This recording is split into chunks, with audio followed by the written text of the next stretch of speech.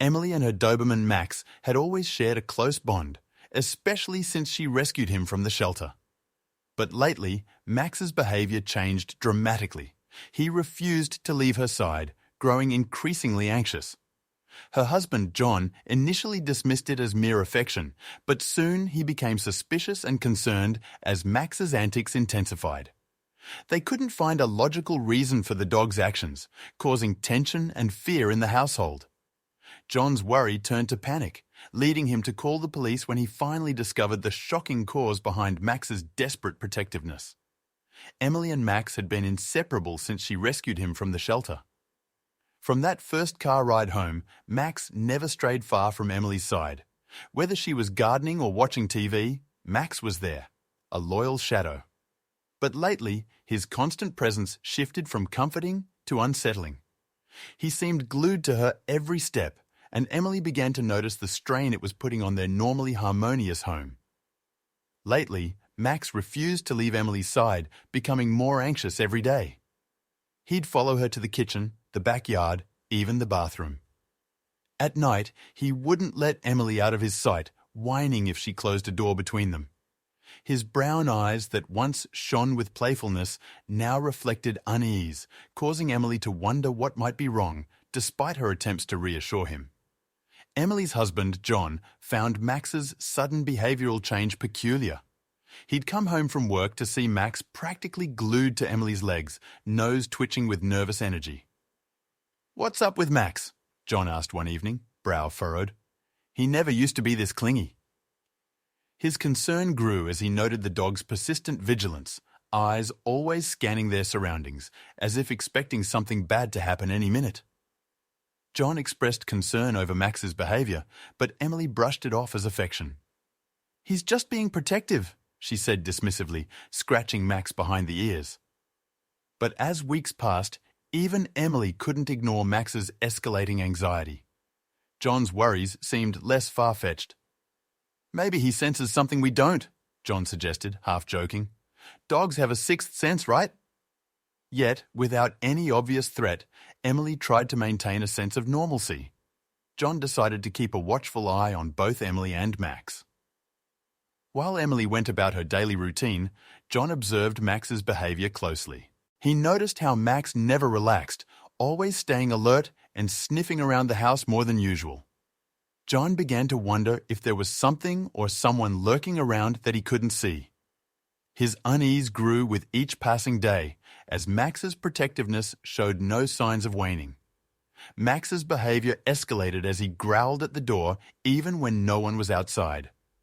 One evening, while Emily was preparing dinner, Max suddenly positioned himself in front of the door, growling deeply, his ears perked up. When John checked, he found nothing suspicious. "What's got into him?" John muttered, starting to feel the stress of the situation.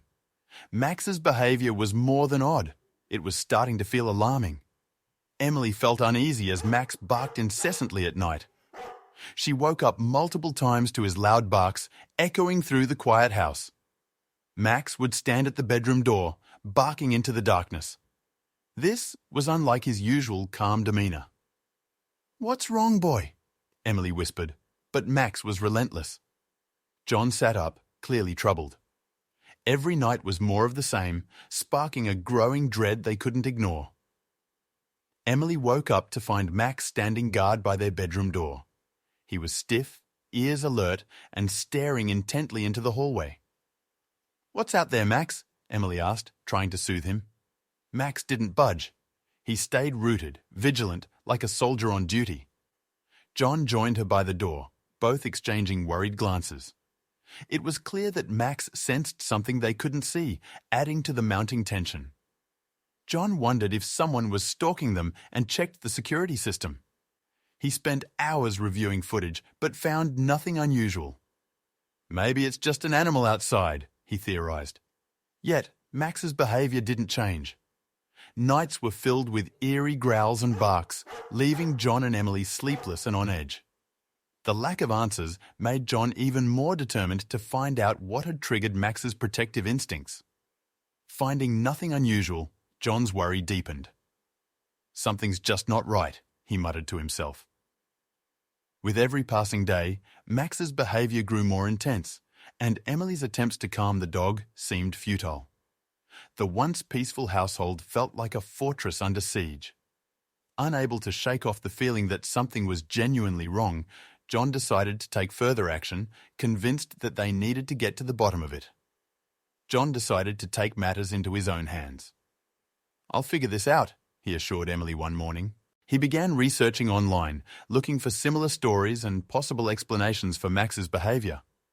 On a whim, he decided to follow some advice he found, taking Max to the vet to rule out any health issues. "It's at least a first step," he told Emily, who nodded, hoping they might find some answers. John took Max to the vet to rule out any health issues. Max sat patiently in the back seat, his big brown eyes staring out the window. At the vet's office, John explained the situation. "He's been acting very strange, refusing to leave my wife's side," John said. The vet listened carefully, then performed a thorough examination, checking Max from head to paw. John watched anxiously, awaiting any information the vet might provide. The vet confirmed that Max was healthy. "Physically, he's in great shape," the vet told John, "but dogs can sense things that we might miss." The vet suggested that Max might be picking up on something unusual in their environment. John left the clinic with mixed feelings. He was relieved to hear that Max was healthy, but the lack of a concrete answer left him questioning what Max might be sensing. John grew frustrated, searching for explanations behind Max's behavior. He stayed up late, scouring forums and buying books about dog behavior. "What am I missing?" he wondered aloud, feeling like he was grasping at straws. Emily noticed his growing obsession, but said nothing, understanding his worry. The house felt tense, the air heavy with unanswered questions. Their lives had become a maze of uncertainty, with no clear way out in sight. Emily felt increasingly tired and stressed due to Max's clinginess. She struggled to get through her daily routines, constantly pausing to calm Max or reassure him. "It's like he's a different dog," she told John one evening, looking exhausted. Max's anxious eyes and constant presence drained her energy. She couldn't remember the last time she slept soundly. "I just want things to go back to normal," Emily said, her voice tinged with fatigue. John reassured Emily that they would find a solution together. "We'll figure it out," he said firmly, taking her hand. They sat on the couch with Max lying at their feet, his eyes darting around as if sensing unseen dangers. "I know it's hard right now," John continued, "but we'll get through this." Emily nodded, though her eyes remained tired. They both knew the road ahead was uncertain, but they drew strength from each other. John also began to feel a creeping sense of dread about the situation. While he tried to appear confident for Emily's sake, his mind raced with worries. He found himself checking the locks repeatedly, looking over his shoulder more often. What if it's more than just a phase, he wondered. Each unexplained noise at night sent his heart racing, making him feel more on edge. It was as if an invisible clock was ticking down. John installed additional security cameras around the house. He spent an entire Saturday mounting cameras at strategic points, covering blind spots and entryways.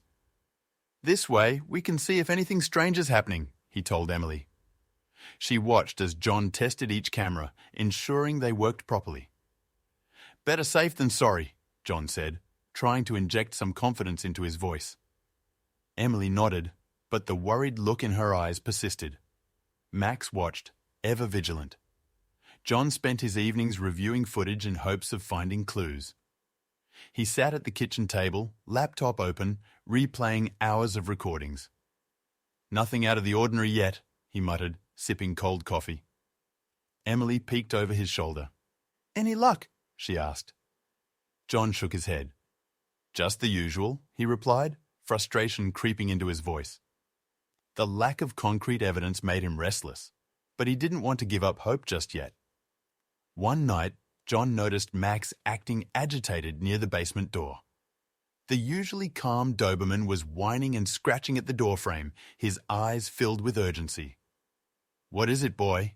John asked, bending down to comfort him. But Max wouldn't be consoled. He continued to paw the door, almost as if he was desperate to get to the other side, leaving John puzzled and a bit uneasy. Despite Max's agitation, John reviewed the security footage and found nothing unusual. "It's clean," he told Emily, showing her the clips. They watched hours of recordings, hoping to spot anything out of place, but saw nothing suspicious. "Maybe he just heard a rat or something," John speculated, trying to downplay the situation. Yet, even with no evidence, Max continued to act distressed, keeping them on edge. Not satisfied with just the footage, John decided to inspect the basement himself. Armed with a flashlight, he descended the creaky stairs, Max trailing closely. He checked every corner, moving boxes and looking for any signs of intruders or disturbances. "Everything looks fine," he said aloud, though Max remained unconvinced, his behavior still anxious and alert. John sighed, feeling more frustrated with each passing moment they couldn't find answers. Lately, Emily started feeling like she was being watched. Walking through the house, she couldn't shake the sensation. Every creak and shadow heightened her anxiety. "Do you feel that?" she asked John. He looked at her, puzzled. "Feel what?" he replied.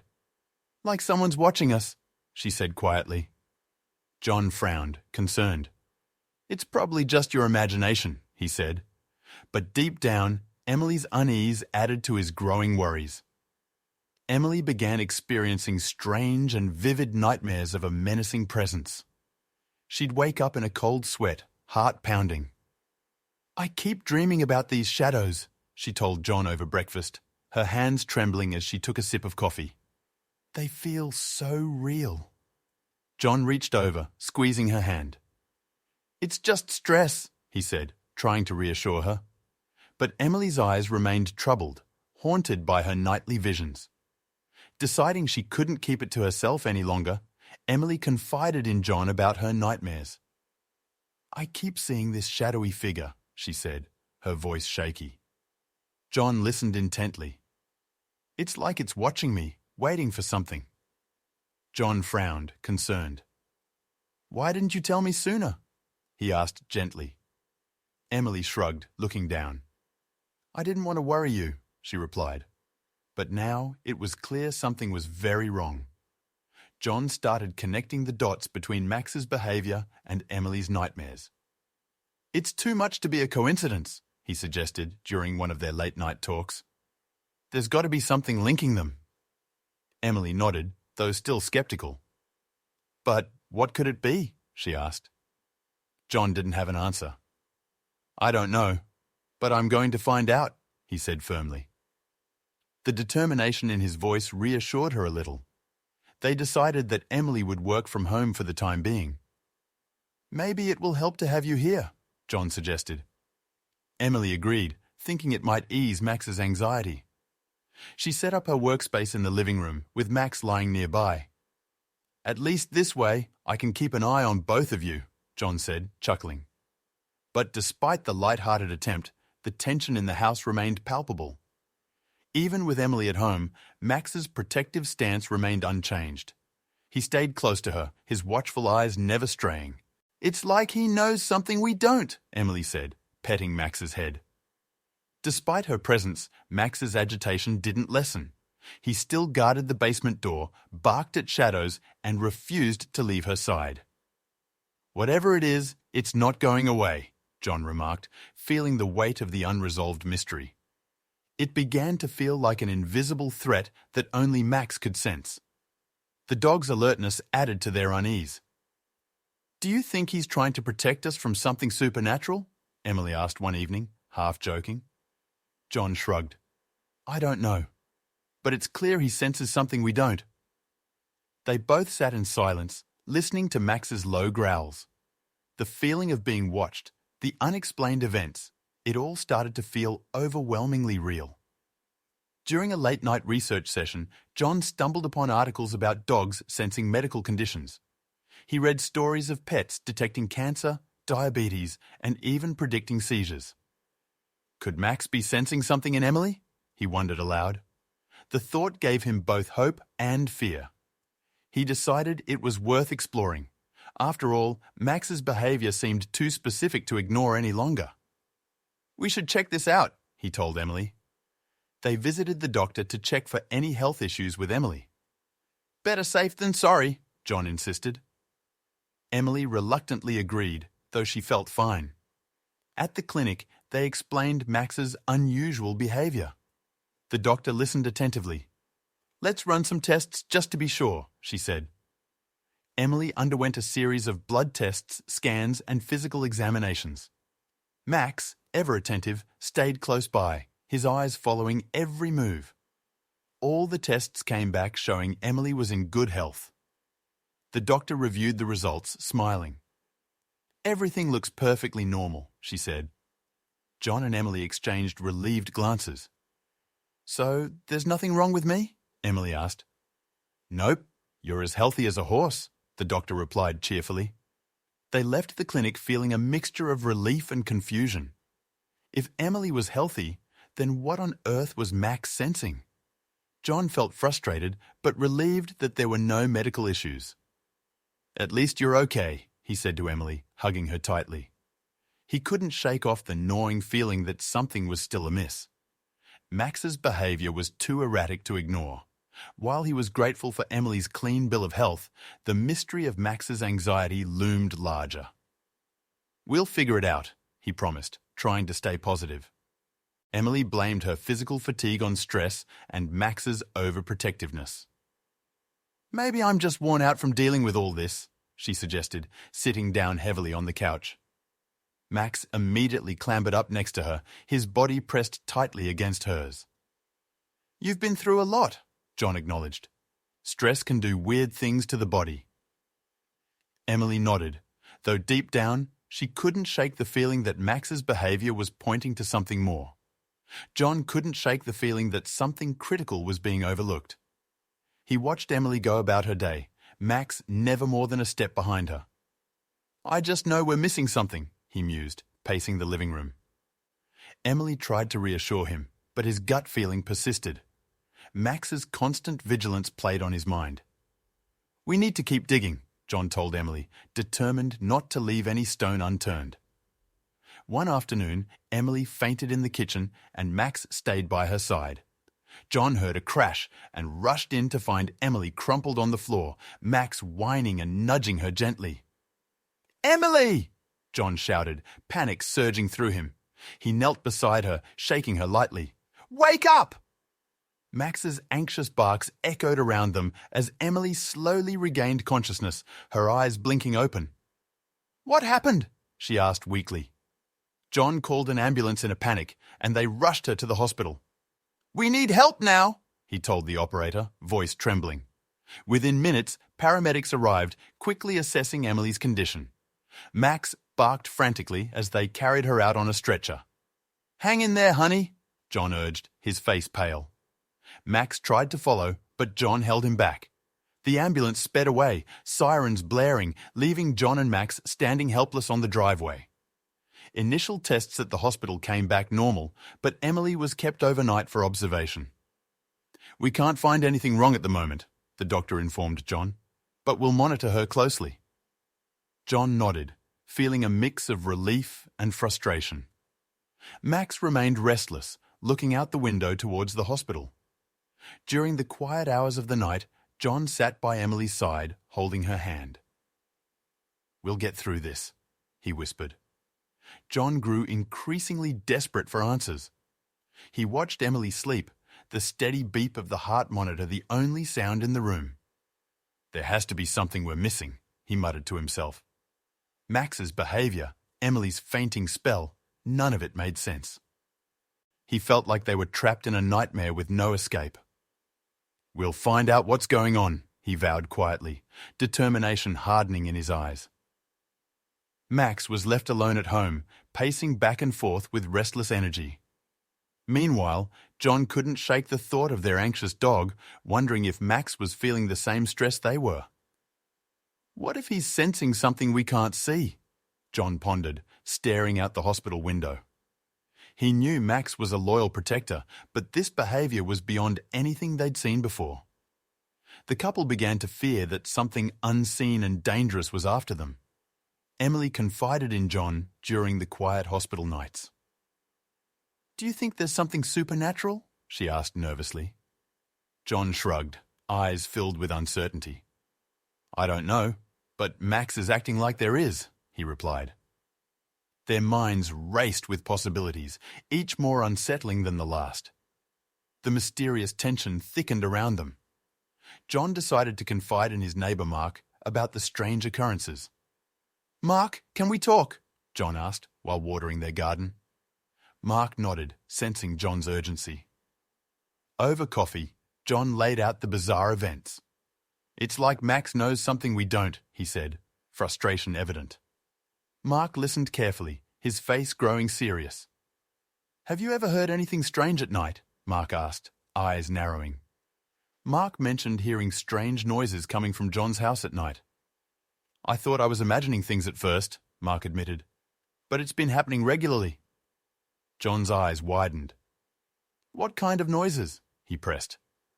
Mark described faint whispers and creaking sounds, usually around the early hours of the morning. It's weird, almost like someone's there but not there, he added, making John more determined to find out. Shocked by Mark's revelation, John decided to investigate further. I need to hear these noises myself, he told Emily. That night, John prepared to stay up until the early hours, equipped with a flashlight and a notebook. Emily watched with a mix of worry and hope. Be careful, she cautioned. Don't worry, John replied, patting Max's head. Max seemed ready for whatever was coming. John stayed up all night to catch the noises himself, sipping coffee to stay awake. Max stayed by his side, ears perked up, sensing John's resolve. Hour by hour, the house was eerily silent. John's eyes grew heavy, but he forced himself to stay alert. It wasn't until deep in the night that he finally heard something, faint murmurs and soft creaks, barely noticeable, yet unmistakable. At 3 a.m., John heard faint murmurs and creaks, enough to make his heart race. He nudged Max, who instantly perked up, ears twitching in direction of the sound. Do you hear that, boy? John whispered. Max barked softly in response, signaling he did. John steadied himself, his instincts screaming at him to investigate. With a mix of fear and determination, he followed the elusive noises. John's adrenaline surged as he followed the sounds, creeping quietly through the house. Max led the way, barking towards the attic door. John stopped short, heart pounding. The attic? He muttered, eyes on the wooden ladder leading up. Max barked again, more urgently this time. All right, let's see what's up there, John said, mustering his courage. He reached for the ladder, feeling a cold sweat on his brow. John cautiously approached the attic but found nothing unusual except old boxes. He rummaged through them, his flashlight casting eerie shadows on the attic walls. Nothing here, Max, he said, frustrated. Max continued to sniff around, clearly sensing something but unable to pinpoint it. As the minutes ticked by, the night grew eerily quiet once more, leaving John feeling both relieved and more puzzled than ever. Tired and frantic, John realized he needed more help. He climbed down from the attic, Max beside him, both looking a bit defeated. We can't do this alone, he told Emily the next morning. They decided to call in a professional, someone who might have a better grasp of what they were dealing with. As they waited for help to arrive, the sense of urgency in the house only grew. John knew he needed professional help. He contacted a private investigator to check for intruders. We can't let this go on, he told Emily. The investigator, Mr. Hayden, agreed to take the case immediately. I'll set up some equipment around your house, he said, grabbing his bag. Emily watched as John briefed Mr. Hayden on Max's behaviour and their own observations. Determined to find answers, John felt a surge of hope. Mr. Hayden set up advanced surveillance equipment around the house. He placed cameras in strategic locations and installed sensitive microphones to catch any unusual sounds. This will pick up anything out of the ordinary, he assured John. Emily watched as the equipment was meticulously installed, wires and gadgets everywhere. This feels like overkill, she muttered. Better safe than sorry, Mr. Hayden replied, checking the live feed on his laptop. Despite Max's agitation, the investigator found no signs of intruders or tampering. "I've reviewed all the footage," Mr. Hayden informed them after a few days. "There's absolutely nothing." Emily felt a wave of disappointment wash over her. "Then why is Max acting like this?" she asked, frustrated. John shook his head, equally perplexed. Max continued to stand guard, his behaviour unchanged, as if he alone sensed the unseen threat. The investigator suggested there might be an internal issue they hadn't considered. "Sometimes the cause isn't external," Mr. Hayden explained. "Could be something inside." John and Emily exchanged puzzled glances. "What do you mean?" John asked. "Maybe it's something within the house itself, or even a health issue you haven't discovered yet," Mr. Hayden offered, leaving John deep in thought. Another layer of mystery added to their ongoing puzzle. John felt defeated, but refused to give up. He paced the living room, mulling over Mr. Hayden's words. "We can't let this beat us," he told Emily resolutely. She nodded, though her exhaustion was evident. Max lay at their feet, still alert, his eyes never resting. "What now?" Emily asked. "We keep looking," John replied firmly. "There has to be something we're missing." His determination added a sliver of hope. John scrutinized every detail of their home, convinced that Max sensed something real. He meticulously checked each room, closet and corner, searching for any clue that might have gone unnoticed. Max followed closely, his alert eyes guiding John's search. Emily watched from the sofa, too exhausted to join, but silently supporting his efforts. "We'll find it, Max," John said, his voice firm. Despite the lack of findings, he was far from giving up. Emily's condition worsened when she returned from the hospital. "I don't feel right," she admitted, sinking into the couch. Her face was pale, and her hands trembled. John felt his heart sink. "We need to get you checked again," he said, worry clouding his voice. Max lay beside her, his loyal eyes never leaving her face. The tension in the house grew thicker, each day more daunting than the last. She experienced dizzy spells, headaches, and a persistent high fever. "It's like nothing I've felt before," Emily confessed, her body weakening. John hovered anxiously, his worry intensifying with each symptom she described. Max stayed close, his protective nature as strong as ever. "We need to figure this out," John said, pacing the room. Every new symptom felt like a ticking clock, pushing him to find answers more quickly. John became frantic, researching potential causes for Emily's symptoms. He spent sleepless nights on the computer, diving into medical journals and forums. "There has to be a reason," he muttered, eyes strained from hours of reading. Emily watched him, grateful yet worried. Max stayed alert, sensing the anxiety in the air. "We'll figure it out, Em," John said, attempting to reassure her as much as himself, despite the growing uncertainty. Max continued to guard Emily, determined to protect her. "Good boy," she whispered, stroking his head. His unwavering presence brought her a semblance of comfort amid the chaos. John noticed how Max's vigilance never waned, his ears always pricked up, eyes darting around the room. "He's onto something," John thought, more convinced than ever. Max's loyalty added a beacon of hope, urging them to keep pushing through the mystery. John reviewed all the information he had gathered, searching for a common thread. He laid out stacks of notes, printed articles, and bookmarked websites, meticulously combing through each piece. "There's got to be something we're missing," he muttered to himself. Max sat beside him, his alert eyes watching John's every move. The atmosphere in the room was thick with concentration as John tried to piece together the clues that could explain Max's peculiar behaviour. He stayed up late once again, watching Max's every move. Coffee in hand, John sat in the living room, eyes glued to the curious dog. Max seemed particularly focused around midnight, pacing and occasionally sniffing the air. "What is it, buddy?" John asked quietly, hoping for a breakthrough. But Max offered no answers, only his continued vigilance. The hours dragged on, the night stretching longer with each passing minute of unanswered questions. John suddenly had an idea, a possible cause for the mystery. Could it be something in the house? He wondered aloud. Max's keen sense of smell had been on high alert, sniffing around different areas, especially the fireplace. John jotted down the thought in his notebook. This could be it, he told himself, feeling a rush of urgency. He decided it was time to take action, convinced that this lead might finally crack the case. He rushed Emily to see another specialist who ordered comprehensive tests. We need to know if there's something environmental, John insisted. The specialist agreed, setting up a series of thorough tests. Max remained close to Emily during the process, his eyes reflecting the urgency John felt. Emily looked anxious but hopeful as she followed the specialist's instructions. We'll get to the bottom of this, John reassured her, feeling a strange mix of dread and determination. The tests revealed Emily was being poisoned by a rare gas leak from their old fireplace.